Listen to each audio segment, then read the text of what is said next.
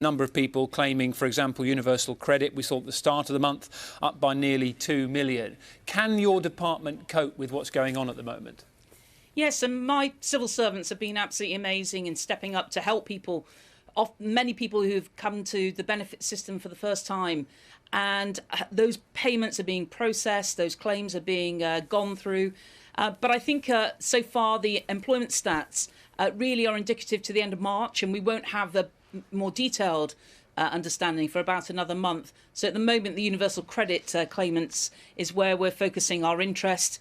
But meantime, the department is also working across government on what we can do to help people get back into the labour market once the economy properly recovers. I'm sure you've also seen today this cross-party group of MPs who've written a letter to the Prime Minister, and they've gone through those 10 points which they would like some clarity on, and things that they would like to see sort of cleared up, I suppose, is a good way of summarising it from the government. And one of the things that comes under particular scrutiny is the government's testing strategy and capacity, and this is going back weeks and months as well. And Greg Clark, who of course was in the Cabinet until last year, is pretty critical this morning.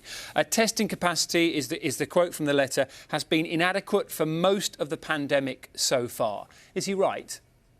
Well, we had a small amount of capacity at the very start. It was solely based on Public Health England's capability of being able to have, I think, about 2,000 tests per day.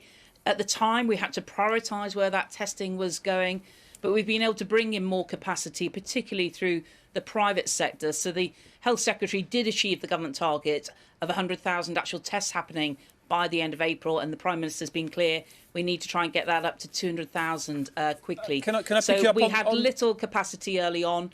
I recognise that. We've got a lot of capacity now. There's a couple of things to pick up on that. First of all, I'll come to you on the test numbers in a moment, but you mentioned Public Health England there. They've responded to this letter and they've said they were following government guidance and strategy.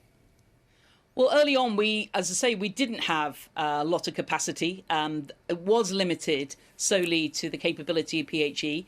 That's not criticising PHE. It's just a fact. That's where it was. And we were able to change that and bring in more people to help with the testing process. So I think from a pretty much a standing start, roughly in about mid-February, I think it was, to get to a capacity and actual tests being done of 100,000 within about 6 weeks, I think is pretty full on, and actually I think something which we can look back on actually with pride, but recognise that the Science and Technology Committee will have criticised early on just the limited amount of testing that we could do.